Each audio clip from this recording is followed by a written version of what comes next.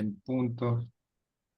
Un cordial saludo para todos los que se van conectando. Bienvenidos nuevamente a esta tarde del segundo cursillo de este año 2025, el que pusimos como nombre Testimonios de Veteranos de Guerra. Testimonios, y porque testimonio justamente es aquel del que necesitamos nutrirnos, escuchar de sus propias palabras, de su propia boca, la experiencia del corazón, la experiencia como militar, la experiencia de vida en aquellos días de 1982, así que qué más que escuchar de ellos, y sin tanto preámbulo, quiero pasar a presentar a quien nos acompaña la tarde de hoy. Tengo por acá el currículo vitae del suboficial principal, retirado veterano de guerra de Malvinas, doctor Horacio Alberto Godoy. Participó en el conflicto bélico contra el usurpador británico como integrante del Grupo de Artillería 3, ostentando la jerarquía de cabo primero del arma de artillería, siendo su rol de combate jefe del obús Otto Melara, calibre 105 milímetros. Solicitó su retiro voluntario a la edad de 30 años de servicio efectivos del ejército argentino con el grado de suboficial principal. El doctor Horacio nació el 14 de mayo de 1960 en la ciudad de Goya, provincia de Corrientes, y está casado con doña Sofía Beatriz Zarza, padre de 4 hijos. Ellos son Valeria, Ivana, Vanessa, Federico, y tiene el doctor 2 nietos, Dante y Uma. El doctor Horacio, veterano de guerra de Malvinas, oficial principal, fue condecorado por el ejército argentino, el Honorable Congreso de la Nación Argentina. Otras distinciones que le fueron otorgadas también en instituciones civiles, entre ellas podemos mencionar que fue declarado ciudadano ilustre por el Consejo Deliberante de San Miguel, caballero de la Solidaridad, mención otorgada por la Caja de Abogados de la provincia de Buenos Aires, reconocimiento por parte del Colegio de Abogados de la Capital Federal y por parte del Colegio de Abogados también de la localidad de San Martín. El doctor Horacio egresó de la Escuela Suboficiales Sargento Cabral en el año 1978. Fueron sus destinos 3 años en el, perdone si no sé expresarme, en el GA, Grupo Artillería, Grupo de Artillería, muy bien, 3.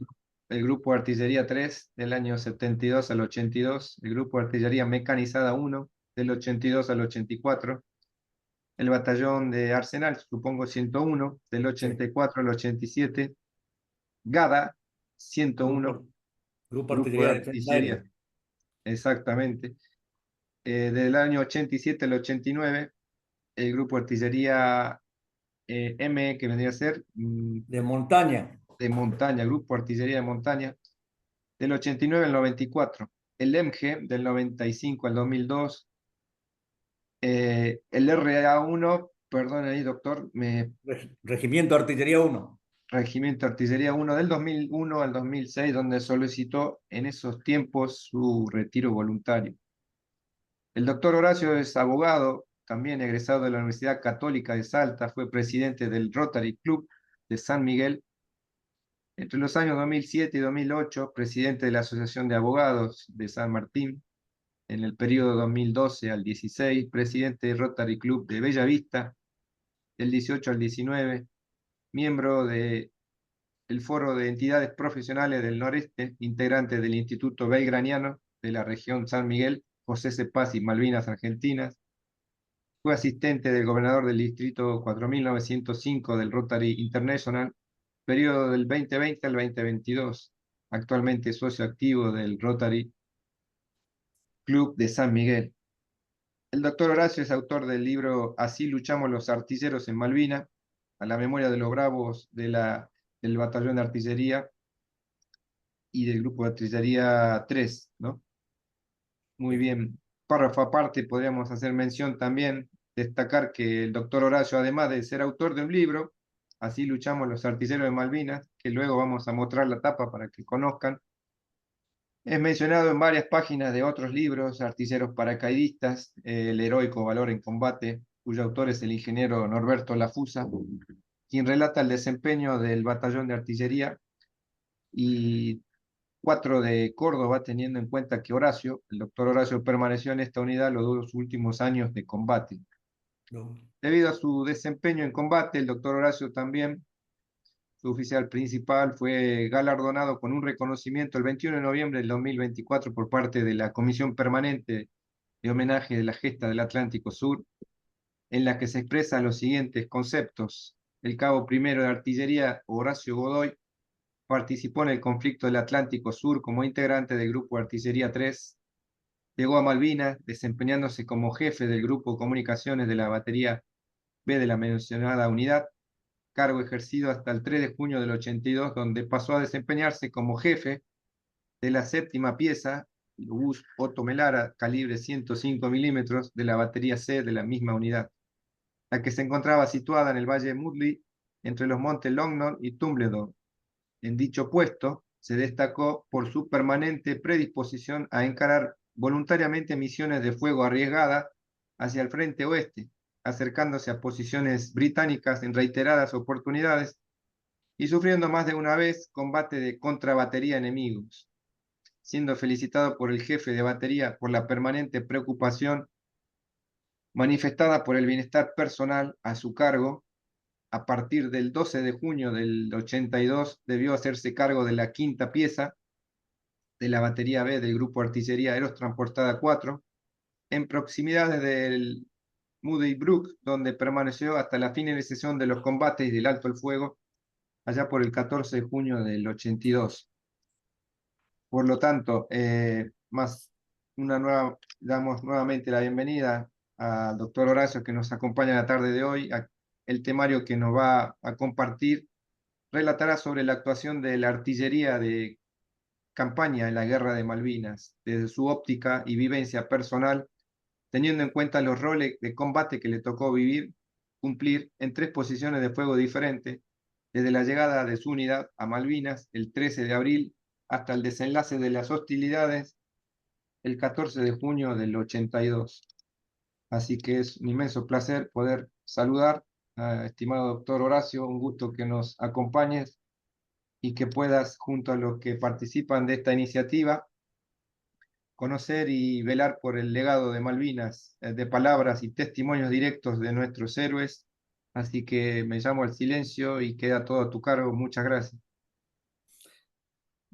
Gracias, muy amable Ricardo, por esta linda presentación. En primer lugar, buenas tardes a la audiencia de SEMA, Centro de Estudio Malvinas Argentina. Es para mí un honor poder estar presente en el día de hoy, en este cursillo, para poder brindar mi humilde testimonio de todo lo que yo viví en Malvinas. En primer lugar, quiero aclarar que no soy profesor, no soy historiador, tampoco soy poeta. Simplemente voy a relatar mi vivencia personal en los diferentes puestos que me tocó desempeñar en Malvinas. Y reitero, para mí es un honor estar presente en este cursillo, para la gente en general, los cursantes, los camaradas que están presentes. He venido siguiendo desde muy cerca los distintos oradores que han pasado en estos cursillos y la verdad que es un verdadero lujo. Voy a tratar de estar a la altura de cada uno de esos oradores, pero como yo siempre digo en cada una de mis disertaciones, cada uno le tocó una vivencia particular en la guerra y dependiendo del lugar donde le tocó desempeñarse, y bueno, uno siempre trata de hacerlo mejor. También quiero poner de manifiesto el heroísmo de cada uno de los hombres que me tocó conducir en los distintos puestos que tuve el honor de ocupar. Bueno, para mí, reitero, es un honor estar presente el día de hoy. Simplemente voy a comenzar con la disertación porque hay bastante para hablar a lo largo y ancho de todo.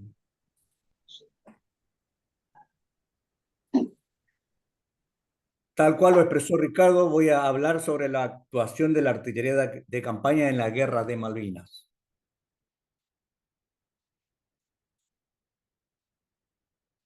Vamos dándole. Yo inicialmente, como lo expresó Ricardo, tuve 3 puestos de combate diferentes en diferentes lugares. Del 13 de abril al 3 de junio estuve como jefe del grupo de comunicaciones de la Batería B al sur de Puerto Argentino en la ciudad. Desde el 4 de junio al 12 de junio estuve como jefe de la séptima pieza en el Valle Moody con la Batería C. Y los últimos 2 días de combate fui parte de la Batería B como jefe de la quinta pieza del Grupo Artillero Aerotransportado 4 de Córdoba.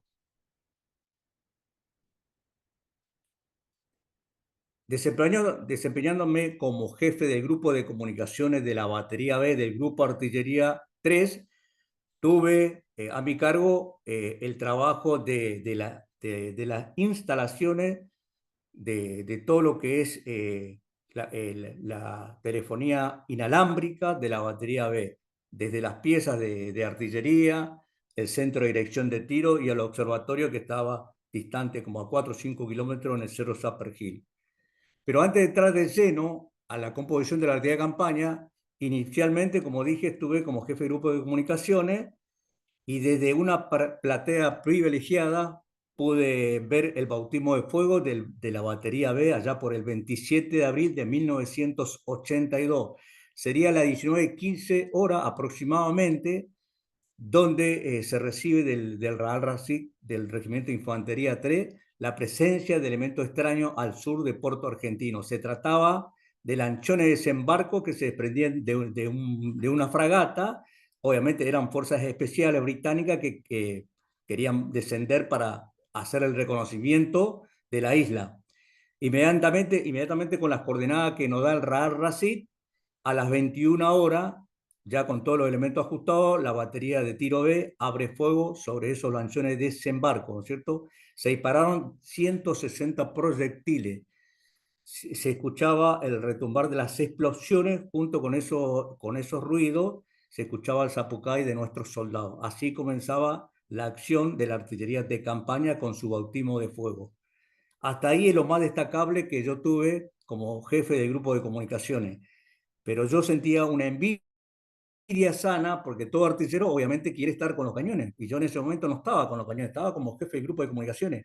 Pero fíjense en lo que son las cosas del destino, Dios me tenía preparado algo para más adelante. Tal es así que en la noche del 3 de junio, el jefe de la batería B, que era el teniente primero Nabone, me dice: Godoy, prepare todos sus elementos, equipo y armamento, que mañana 4 de junio debe partir hacia el cerro de Moybrook para hacerse cargo de una pieza, porque un suboficial fue herido y lo trasladan al continente. Así que al día siguiente preparé todos mis elementos y concurrí a la zona de Moybrook. Seguimos avanzando, por favor, Ricardo. Ahora voy a hablar de la composición de la artillería de campaña en la defensa de Puerto Argentino. Estaba compuesto por el Grupo de Artillería 3, que disponía de 18 obuses y 3 cañones Sosman. El Grupo de Artillería Aerotransportado 4 de Córdoba también tenía 18 obuses Tomelara, una batería del Batallón de Infantería de Marina 5, que disponía también de 6 obuses, y obviamente la batería de tiro C, que estaba a 12 kilómetros de Puerto Argentina en el Valle de Moody. Seguimos avanzando. Bueno, acá podemos ver la diferencia de lo que es un obuso Tomelara y el cañón Sosman. El obuso Tomelara tenía un alcance de 10 kilómetros con 800 metros y el cañón Sosma tenía un alcance de 20 kilómetros. Las principales misiones de fuego que nos tocó cumplir fue de contra de artillería destinado a neutralizar la artillería enemiga. Fue de neutralización y de hostigamiento en apoyo a la propia infantería. El fuego de hostigamiento contra el accionar de los buques enemigos mediante el empleo de los cañones de 155 milímetros y el fuego de neutralización y de marcación de blanco en coordinación con elementos de la Fuerza Aérea, que más adelante voy a relatar ese tipo de operación. Y estos son simplemente fotos de cómo se veía el accionar de la artillería en Malvinas. Seguimos avanzando. Seguimos avanzando. Seguimos avanzando. Después voy a relatar en detalle la acción de los Pucará. El cuadro comparativo entre la artillería de campaña argentina y la artillería de campaña británica. La artillería argentina disponía de 44 bocas de fuego, 41, si bien es cierto, o sea, eran 41 obuses y 3 cañones. Los obuses automelares tenían un alcance de 10 kilómetros, como expresé recién. Los cañones Soman tenían un alcance de 20 kilómetros. La Argentina en el año 82 no disponía de radares de adquisición de blanco, como sí los británicos. La movilidad era a brazo y a unimog. La dirección de tiro nuestra era manual. El transporte de munición obviamente lo hacíamos a brazo o a unimog. Y ahora viene el cuadro comparativo. Esa es la última foto de la batería B en acción. Ese fue el mismo 14 de junio. Se nota todo nevado porque era el último día de combate y se sacó, y ahí pueden apreciar ustedes la cantidad de vaina por la cantidad de disparos que se fueron disparando. El cuadro comparativo de la artillería británica. Ellos disponían en el orden de 54 a 60 bocas de fuego. Tenían 5 grupos de artillería, con un alcance de 17 kilómetros y la fragata de ellos tenían 20 kilómetros. La adquisición de blancos británica era por radares, la dirección de tiro era computarizado y la movilidad obviamente por helicóptero. Cada cambio de posición que hacían los británicos lo hacían a través de sus helicópteros. La artillería de campaña, bueno, este es el cañón británico, que era un cañón de 105 milímetros, pero era un cañón con un alcance mayor a nuestros obuses que tenían 10 kilómetros. Estos cañones tenían un alcance de 17 kilómetros. Para poder compensar esa diferencia, teníamos que adelantar todas las noches 5 kilómetros nuestros obuses Sotomelara. Este es un radar alert que estaba en Puerto Argentino, un radar de alerta temprano, el Unimog, el 421, con el cual hacíamos los cambios de posición con las piezas remolcadas atrás. La ubicación de las posiciones de fuego, reitero, la batería B se hallaba al sur de Puerto Argentino, la batería C se hallaba en el Valle de Múdic. Seguimos avanzando. Esto es un croquis de los últimos días de combate donde se hallaba emplazada la batería C. Seguimos avanzando. Bueno, ahora me voy a referir puntualmente a las principales misiones de fuego que nos tocó cumplir.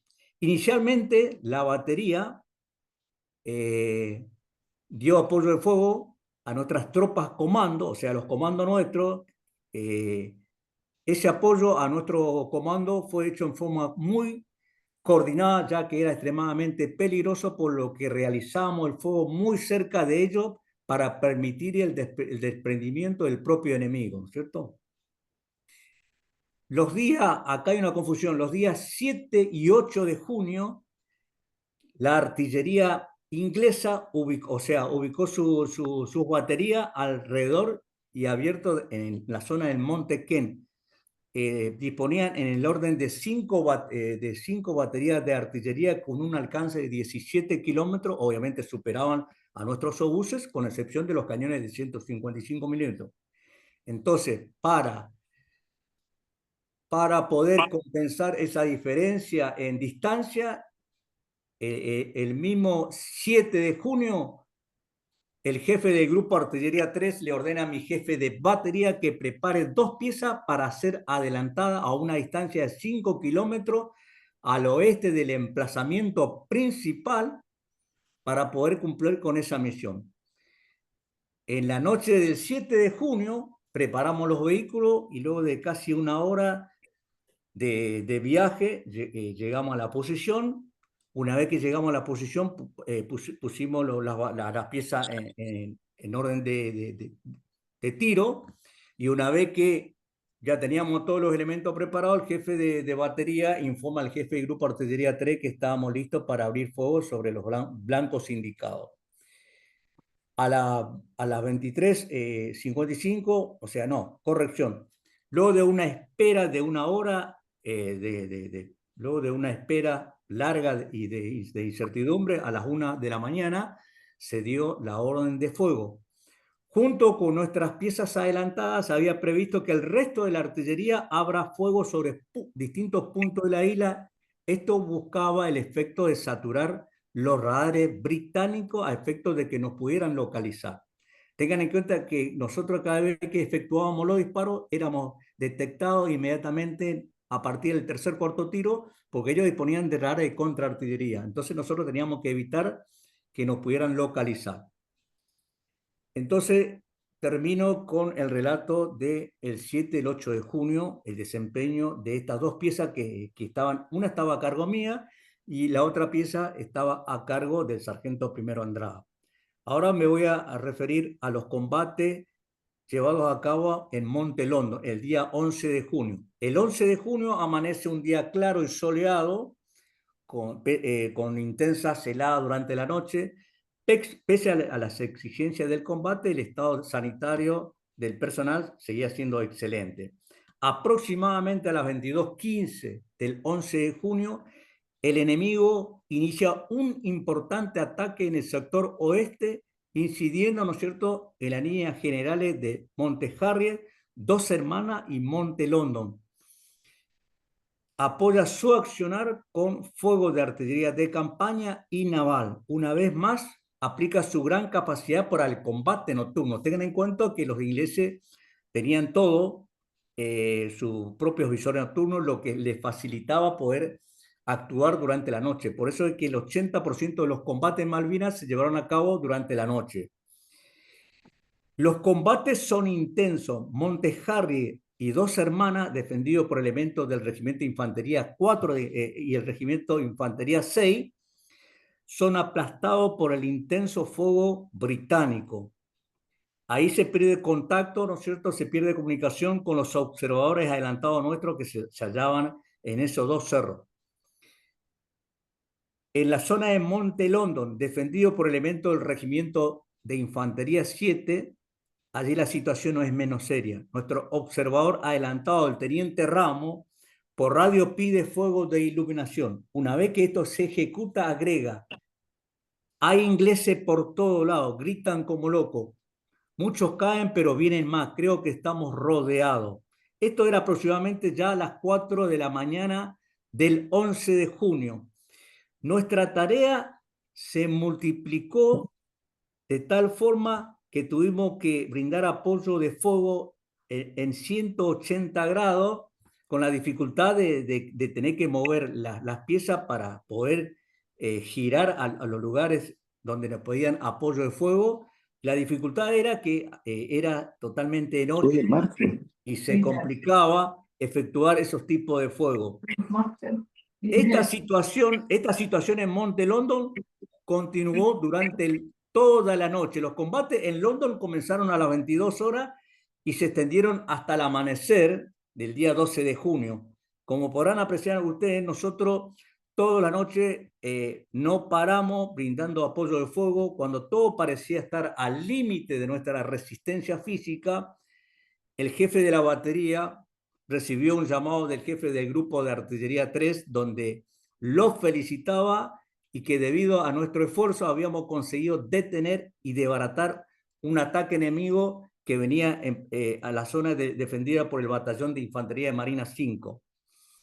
Eso fue transmitido a los integrantes de la batería, lo que provocó una gran alegría y cumplía un importante rol psicológico y de apoyo a la moral. El día 12 de junio fue día sábado. Desde hace 2 días aproximadamente, las baterías enemigas efectuaban constantes bombardeos sobre las posiciones argentinas. La artillería británica se hallaba emplazada en un lugar muy distante, se hallaba emplazada en la ladera oeste del Monte Ken, y se hallaban ubicados en forma imprecisa, pues la altura del Monte Ken conformaban una verdadera pantalla que no permitía la observación desde Puerto Argentina hacia el oeste. Y la artillería de campaña tenía muchas limitaciones para poder cumplir eficazmente con esa misión. Entonces se decide que la artillería enemiga sea atacada por la Fuerza Aérea. Para eso se establecen los acuerdos necesarios entre el comandante del componente aéreo en Malvinas, que era el brigadier Castellano, junto con el jefe del grupo artillería 3, que era el entonces teniente coronel Balsa. Se establecen los acuerdos necesarios para llevar a cabo ese tipo de operación conjunta, ejército y fuerza aérea. La operación consistía en lo siguiente: a las 08:30, 3 máquinas Pucará decolarían del aeropuerto de Puerto Argentino. Minutos antes, mi batería con 2 piezas abriría fuego sobre la zona de Monte Ken para aplastar defensas antiaéreas y marcar, ¿no es cierto?, con proyectiles fumígenos la zona donde se hallaban emplazadas las baterías enemigas para orientar a los aviones Pucará. Tengan en cuenta la dimensión de los combates. Eso fue el día sábado 12 de junio. Veníamos toda la noche del 11 de junio prácticamente sin dormir. A las 07:30 ya estábamos ubicados en la nueva posición para cumplir esta operación en forma conjunta con la Fuerza Aérea. A las 8:15 se establecieron las últimas comunicaciones entre la Fuerza Aérea y el Ejército. Estaba todo preparado para cumplir con esa misión. A las 8:20 surgió un inconveniente. Los equipos de radio fueron interferidos por los británicos y momentáneamente nos quedamos incomunicados entre el puesto comando del jefe del grupo Artillería 3 y el puesto comando del jefe de batería. ¿Me siguen escuchando? Sí, sí, Reitero. perfecto. Sí, decía que a las 8:20 surgió un inconveniente, fueron interferidos nuestros equipos de radio, pero por alternativa, digamos, por equipo alternativo, a las 8:25 se restablecieron las comunicaciones. A las 8:30, los 3 aviones Pucará despegaron del aeropuerto de Puerto Argentino y como saetas al ras del suelo, se dirigieron a la zona de Montequén. 8:31, las dos piezas que estábamos ubicados en la nueva posición abrimos fuego con proyectiles fumígenos y pudimos marcarle la zona de las baterías enemigas a los Pucará, que pudieron batir eficazmente su fuego. Más tarde, por comunicación brindada por la misma Fuerza Aérea, informaron que los 3 Pucará habían detectado a las baterías enemigas y lograron causarle grandes inconvenientes. De ahí terminó nuestra misión y tuvimos que volver hacia las posiciones de la batería C. Tengan en cuenta que el enemigo ya a las 11:12 del mediodía se consolidó en la zona de Monte Harry, Monte London. Por ende, las piezas de artillería, ellos, como yo tal expresé, ellos hacían los cambios de posición con helicóptero, se hallaban emplazados en las alturas y comenzó un intenso bombardeo sobre las posiciones de la batería C, lo que hizo insostenible seguir en esa posición. Para eso el jefe de la batería, que ya era el teniente primero Navone, que lo relevó al teniente primero T6, informó al jefe del grupo Artillería 3 que la posición se hacía insostenible. Tal es así que el jefe del grupo Artillería 3 le ordenó el repliegue de la batería C. Ya para eso eran aproximadamente el mediodía del 12 de junio. Durante ese cambio de posición, el jefe de batería me ordena a mí y al cabo Bazán que debíamos quedarnos como fuerza agregada en la batería B del grupo de artillería aerotransportado 4 de Córdoba, que se hallaba a 2 kilómetros de la posición de donde nosotros estábamos. Así que yo a partir del 12 de junio pasé a ser jefe de la quinta pieza de un obús que se hallaba emplazado obviamente en la batería B del grupo de artillería aerotransportado 4. Obviamente al llegar ahí me tuve que presentar al jefe de la batería, que era el capitán Dileo, al oficial de batería, que era el subteniente Salvadé, y por suerte tenía un compañero de mi promoción que esa noche me brindó un alojamiento precario en el CDT para poder descansar, pero en realidad el descanso era durante el día, porque durante la noche nosotros cumplíamos permanentes misiones de fuego. El 12 de junio, que era sábado, a partir de las 23 horas comenzaron nuevamente los combates, los bombardeos por parte de la artillería tanto naval como de campaña británico. Nuestros esfuerzos no daban para poder cumplir con todos los requerimientos de fuego que se nos pedían de distintos lugares, con la dificultad de que cada vez que teníamos que hacer un cambio con los obuses, el terreno era tan blando que hacía que las flechas se enterraran de tal manera que fue imposible poder mover los obuses de ese lugar. Y aparte tiene que tener en cuenta que como las piezas fueron exigidas, fueron los límites normales de cadencia de fuego, cada una de esas piezas lamentablemente fueron de a poco quedando fuera de servicio por la exigencia propia de los combates. Tengan en cuenta ustedes que en tiempo de paz los obuses no tirábamos más de 30, 40 disparos por día y en Malvinas por noche cada obús tiraba en el orden de 70, 80 proyectiles por noche. Es una locura. Llegó un momento dado que los obuses, como no se respetaban las cadencias mínimas de fuego, obviamente fueron quedando fuera de servicio uno de a uno. Tal es así que la sexta pieza y la quinta pieza, que era la mía, quedaron apuntados con zona norte tiramos con esa dirección hasta que mi pieza quedó fuera de servicio por rotura en el mecanismo de disparo. Y así de a poco fueron quedando fuera de servicio cada uno de los obuses. Hasta que llegó un momento dado que se ordenó también el repliegue. Esto no, corrección, el repliegue se produce recién el 13 de junio. El 13 de junio los combates continuaron, pero yo y un grupo de suboficiales ya no teníamos, no disponíamos de nuestros obuses, por lo que se nos ordenó hacer un perímetro de seguridad con nuestras armas portátiles, que eran los fusiles. Así que en la noche del 13 de junio los combates continuaron intensamente y a partir de la madrugada del 13 de junio comenzamos a recibir fuegos incendiarios de tipo napal que tiraban los británicos para producir, obviamente, terror por parte de los hombres que nos encontrábamos ahí en esa zona, pero nosotros seguíamos cumpliendo la misión en fuego con las piezas que aún estaban en servicio. Y ya en la madrugada del 13 de junio se ordenó el repliegue de la batería B porque ya no tenía necesidad que siguiéramos permaneciendo en el lugar porque las piezas ya carentes de municiones con las piezas fuera de servicio, quedó nada más que quedaron 3 piezas de la batería C del Grupo de Artillería Aerotransportado 4 de Córdoba en servicio. La pieza número 1, que era del sargento Mendoza, la pieza tercera, que era del sargento Escuaglia, la cuarta pieza que era del cabo primero Dátoli. Llegó un momento dado que quedaron fuera de servicio 2 piezas más y quedó solamente la cuarta pieza del cabo primero Dátoli, con el subteniente Gavino Suárez, que era un excelente oficial, jefe de la sección pieza, que quedó hasta el último momento con esa pieza. Ya para eso estaba amaneciendo, serían las 7:30, 8 de la mañana. El enemigo se hallaba distante a 700 metros.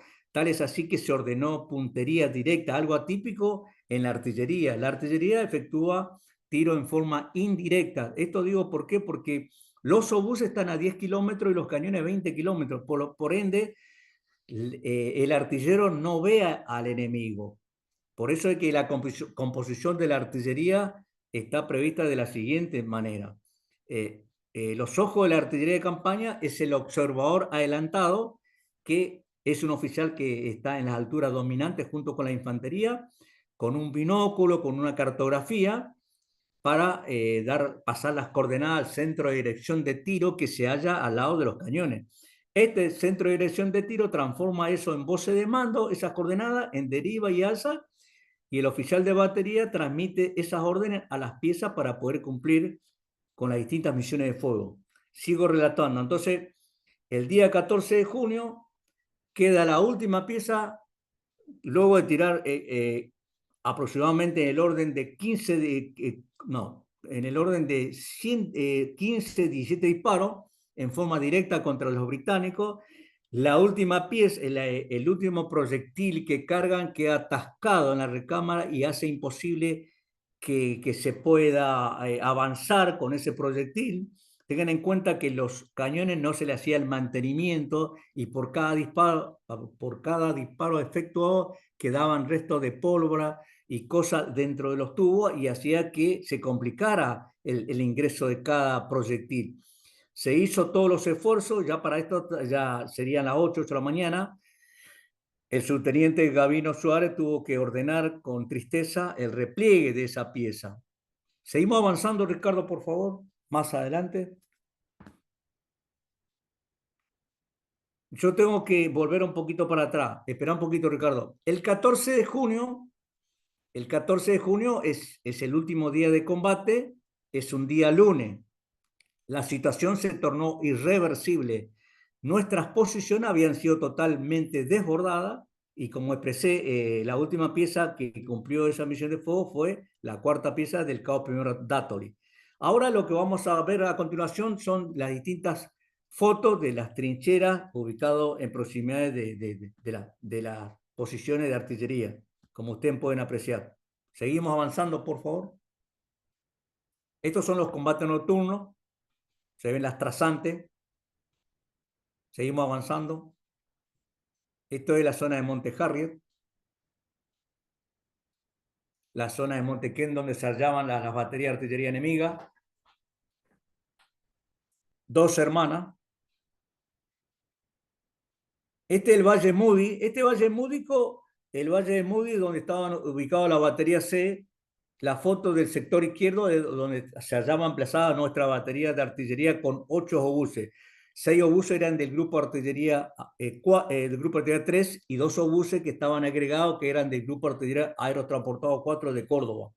Yo me tuve que hacer cargo cuando de Puerto Argentino me ordenaron hacerme cargo de una de las piezas. Cuando me hice cargo de la 7ª pieza, que era una pieza que era de la dotación del grupo de artillería aerotransportado 4 de Córdoba. Por ende, me encontré con soldados cordobeses y soldados porteños y un cabo que era el auxiliar de esa pieza. A la derecha podemos apreciar al que fue jefe de la batería C, el entonces teniente primero Héctor Domingo Tesey, un excelente oficial, que más que un jefe fue un líder, porque fue un ejemplo para cada uno de sus subordinados. Él, después de muchos años, en el año 2023, vuelve a Malvinas, y esa foto es en el año 2023, en febrero. Él visitó las posiciones de la batería C, hizo un relevamiento porque estamos escribiendo la historia grande de la batería C, que en un futuro no muy lejano seguramente estará a disposición de todo lo que le interese, ¿no? Seguimos avanzando, por favor. Bueno, en las conclusiones yo me voy quiero exaltar en su justa dimensión la actitud valerosa de aquellos hombres que lo dieron todo. Fue un verdadero ejemplo de arrojo, de valentía, algo digno de mencionar. Y es, como yo decía, arriesgaron sus vidas en el frente de combate. Se combatió hasta el 14 de junio al mediodía, donde se quebró la defensa. La defensa fue quebrada por el cerco táctico inglés, que cerró totalmente las avenidas de aproximaciones argentinas. Los argentinos en general, agotados por el esfuerzo de muchos días de combate, sin munición, sin dormir prácticamente los últimos 3 días de combate. Tengan en cuenta que los combates intensos comienzan con los combates de Monte London el 11 de junio y se extiende hasta el lunes de 14 de junio. Es decir, que combatimos prácticamente 4 días sin descanso. Dormíamos esporádicamente durante el día, porque a la noche el 80% de los combates se llevaban a cabo durante la noche. Entonces, como expresé recién, la defensa fue quebrada por el cerco táctico, el cerco táctico inglés, que cerró las avenidas aproximaciones, y tal es así que el general Menéndez ordenó el cese de fuego. La única unidad que permaneció combatiendo hasta las 15 horas del 14 de junio fue el Batallón de Infantería Marina 5 en la zona de Tumbleton. Seguimos avanzando, por favor.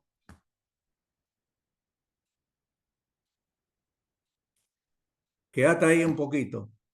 Acá es importante rescatar que en el combate se forjó el temple de los artilleros, porque firmes se mantuvieron en sus puestos minuto tras minuto bajo el fuego enemigo sin claudicar, porque entre la vida y la muerte, el chasquido de las esquirlas que se estrellaban en las turbas, supieron reír, supieron chorrar, supieron correr para socorrer a un camarada herido, exponiendo su propia vida al peligro. Así combatimos los artilleros, y es por ello que su ejemplo y valor fueron reconocidos por el propio enemigo, que exaltó el coraje y la eficacia de la artillería argentina. Y sin lugar a dudas no hay mejor juez que el propio enemigo, máxime cuando éste lo hace público. Seguimos avanzando, por favor. Mi sentimiento. Mi sentimiento hoy, creo que si hubiera vuelto al continente con la sangre aún caliente por los combates, con el olor a pólvora en mi mano, con el sufrimiento del camarada resonando en mi oído, tal vez otro sería el punto de vista. Sin embargo, el tiempo permite madurar las emociones y los sentimientos. Es por eso que aquellos días de combate en Malvinas fueron para mí fundamentales para reencontrarme con los valores aferrados en lo más profundo de mi ser. Seguimos avanzando, Ricardo. El regreso. Creo que al regresar de Malvinas era un hombre diferente. Hoy tengo la satisfacción de haber cumplido correctamente con los distintos roles de combate que me tocó cumplir en Malvinas. Esto simplemente va a la memoria de mis valientes soldados, los valientes soldados que se jugaron el pellejo, dieron todo sin pedir nada a cambio. Seguimos avanzando, por favor. Ahora, Ricardo, para un poquito ese video, por favor. Ricardo, ¿podés darle audio?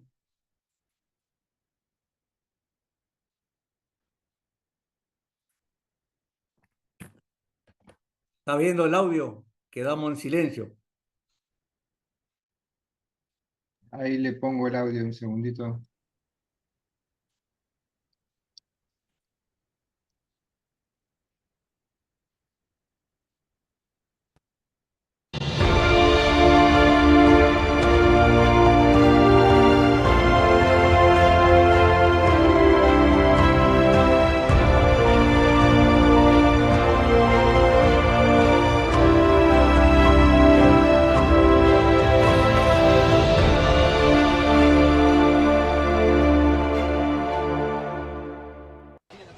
La artillería antiaérea ha derribado 2 aviones Harrier, cifra que en el parte inglés es reducida a 1.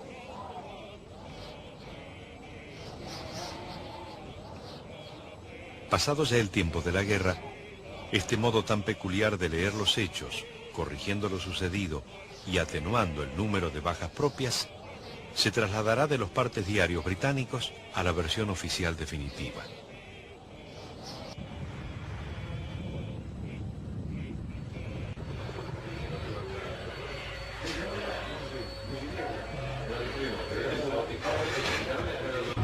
Sin transportes para desplazarse y con cañones de menor alcance, la defensa argentina logra una alta eficacia según la apreciación de los oficiales británicos.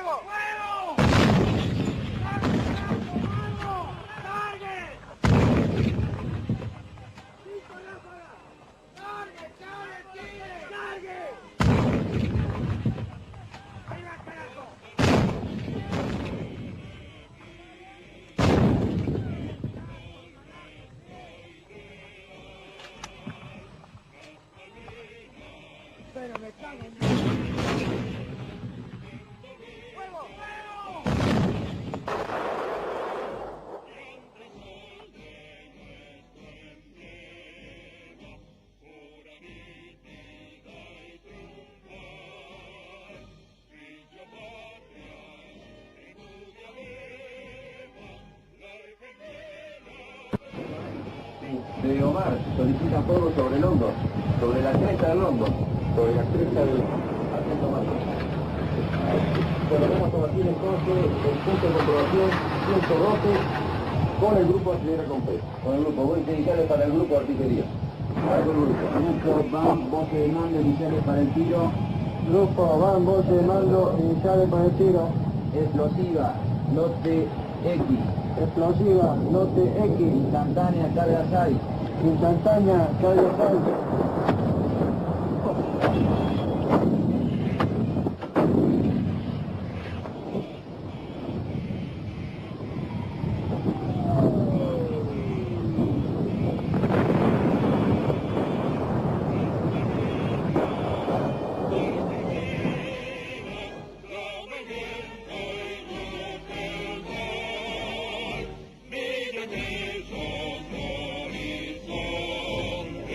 Nuestra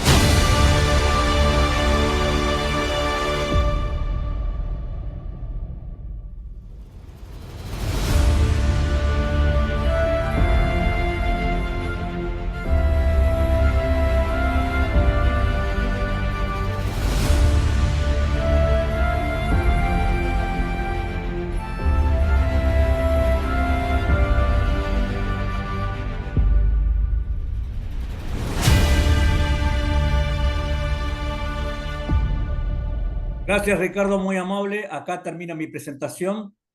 Un obsequio de los artilleros del Aerotransportado 4. Después de muchos años, cuando fui, me invitaron, me regalaron su boina y el puñal de paracaidista. Bueno, ahora voy a estar, agradecer a todos los oyentes y estoy dispuesto a escuchar algún tipo de pregunta que me quieran hacer. Claro, adelante, una vez Santos, adelante, está ahí. ¿Qué tal? Buenas noches. Bueno, Godoy, realmente Sí. nos conocemos, Horacio, Horacio. Horacio, bueno, nos conocimos creo que en una exposición que hiciste, realmente te volví a escuchar y bueno, un valor y una firmeza, este, que uno, digamos, a ver, eh, lo que vos comentaste, yo soy veterano del Bahía Paraíso Está. y realmente es un honor como argentino más que nada. Mi pregunta va en la parte logística, ¿no? Sí, Estoy investigando despacito. sí, sí. ¿Cómo fue ustedes los proyectiles? ¿Y cómo calcularon, digamos, o ya fue digamos, un stock inicial, después una realimentación? Porque en muchos lados se dicen que ustedes quedaron sin proyectiles, ¿eh? O capaz que no, como vos contás, realmente contaste acciones verdaderas que realmente eso es lo importante para los veteranos, que conozcamos de ustedes, de los protagonistas, lo que vivieron, ¿eh? Y no inventar exactamente. Yo quería saber la alimentación de ustedes, y yo ya sé que realmente lo patriota que hicieron del cambio de posiciones, que lo hacían a fuerza de pulmón, Sí. realmente eso no existe. Y eso, el valor ese creo que para mí me siento recontra orgulloso por todo lo que hicieron y lo que falta, y espero que pronto salga el libro ese que decís vos con las verdades, que eso es importante. Listo, atento. Bueno, Bueno, respondiendo a tu pregunta, el transporte de munición que se hacía, nosotros dependíamos del grupo de artillería 3 que estaba en Puerto Argentino. Habían dos baterías de artillería y una batería independiente que estaba a 12 kilómetros, que era la batería C. A nosotros se nos hacía complejo recibir muchas veces los lotes de municiones que nos correspondían de acuerdo a las 8 piezas que disponíamos. Porque venían, el camión que tenía que traer el transporte de munición era un camino de 12 kilómetros, un camino re complejo, y que los últimos días de combate ya no recibíamos los lotes de municiones que nos correspondía. Tal es así que en una ocasión llegaron una cierta cantidad de municiones que no eran 105 milímetros, eran de otro cañón, que obviamente no eran compatibles con Olotomelara. Y no así las dos baterías que estaban en Puerto Argentino, que estaban en la ciudad, tenían todo disponible a mano. Nosotros, lamentablemente, como estábamos a 12 kilómetros de Puerto Argentino, estábamos en el Valle de Mubi, el jefe de batería, en más de una ocasión, le pidió al jefe de grupo las municiones necesarias para poder cumplir con las misiones de fuego que se nos requería. Nosotros teníamos que cumplir en un radio de 180 grados, muchas veces los apoyos de fuego a todas las unidades que estaban desplegadas en primera línea, el Regimiento 4 de Infantería de Montecasero, el Regimiento 6 de Mercedes, el 7 de La Plata, el Batallón de Infantería Marina 5, más allá de que tenía su propia batería de artillería, porque el BIM 5 hay que sacarse el sombrero, esa unidad de Infantería Marina, tenía su propia batería de artillería, ellos tenían todo aceitado. Nosotros lamentablemente, inclusive las raciones, teníamos una sola comida en el día porque dependíamos de un batallón logístico que estaba distante a 4 kilómetros de nosotros, o sea que ni siquiera en comida no apoyábamos con ninguna unidad, así que comíamos una sola comida en el día. Y con las municiones, reitero, nosotros los últimos días de combate no recibimos los lotes de municiones necesarias para poder cumplir eficientemente con las misiones de fuego. Gracias, realmente, qué historia. Gracias, gracias. Muy bien, muchas gracias. ¿Alguien más quiere hacer una consulta, comentario acá? Tenemos la oportunidad de unos minutos más de acompañar a Horacio. Adelante.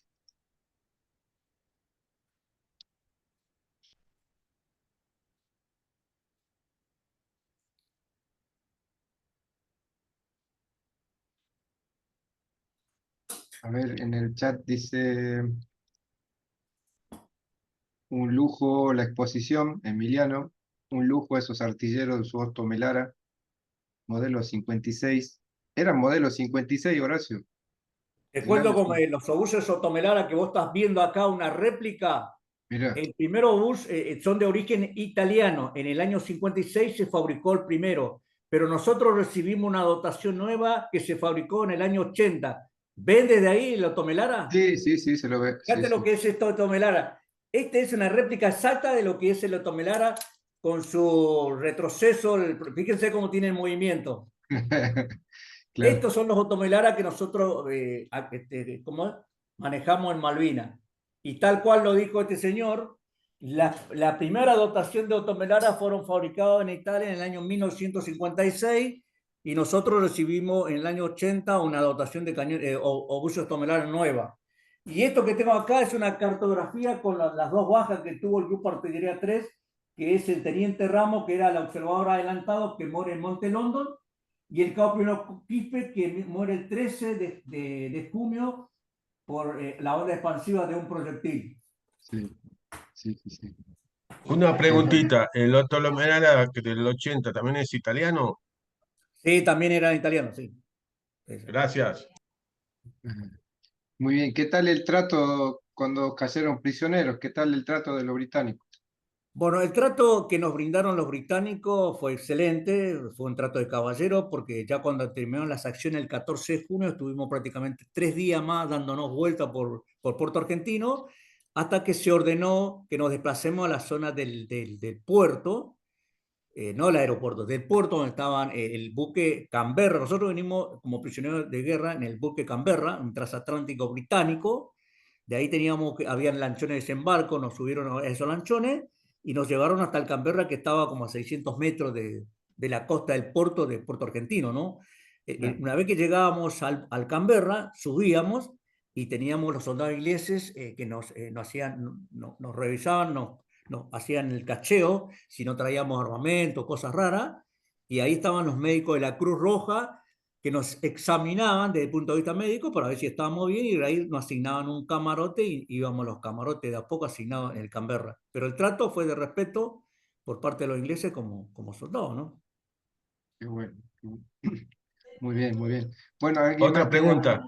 Adelante, por Jorge. favor. Sí. Jorge, una pregunta ya, digamos, como dice, del diario del día lunes. Las posiciones de la artillería, si hubieran estado más, digamos, más alejado, hubiera sido más conveniente o que hubieran sido ubicada arriba de los montes. No sé, discúlpame mi ignorancia, pero quizás vos me lo puedes explicar como sos especialista. Sí, allá en Malvinas sucedió lo siguiente. Nosotros llevamos obuses Tomelara con un alcance de 10 kilómetros con 800 metros. Estábamos muy carentes de distancia porque lo ideal hubiese sido que se lleven dos baterías de cañones de 155 milímetros que tenían, esos cañones son tenían un alcance de 20 kilómetros. Tengan en cuenta ustedes que desde el 1 de mayo que empezaron a bombardear las fragatas británicas hacia las posiciones defensivas argentinas, los argentinos estábamos impotentes, no podíamos hacer nada porque los otomelaras no tenían los alcances para llegar a la fragata. Recién el 14 de mayo llegó el primer cañón Sosman y el 14 de mayo es mi cumpleaños porque me acuerdo exacto, llegó el primer cañón, Sosman, hubo que hacerle una base especial para que las flechas no se hundieran y a partir de ahí con las coordenadas que nos daba el radar, se colocaron los datos de tiro y empezaron a tirar los cañones y a partir de ahí las fragatas inglesas no se acercaron más, desde lejos bombardeaban.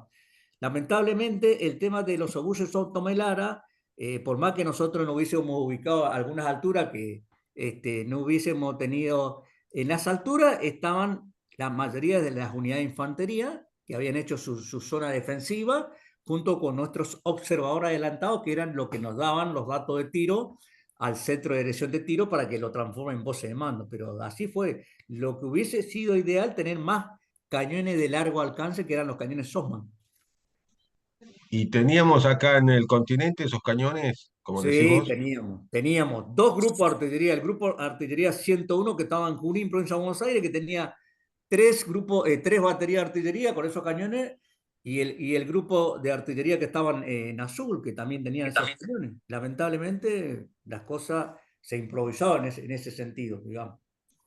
Gracias, Tal es Jorge. así que, fíjate vos que la artillería británica tenían cañones de 105 milímetros con un alcance de 17 kilómetros. Nosotros teníamos obuses 105. Eran el mismo calibre, pero nada más que uno era cañón, tenía mayor alcance que nuestros obuses. Para compensar esta diferencia de distancia, teníamos que adelantar todas las noches 5 kilómetros nuestros obuses para poder contrarrestar esa. Y muchas veces los últimos días de combate se produjeron duelos de artillería tremendos.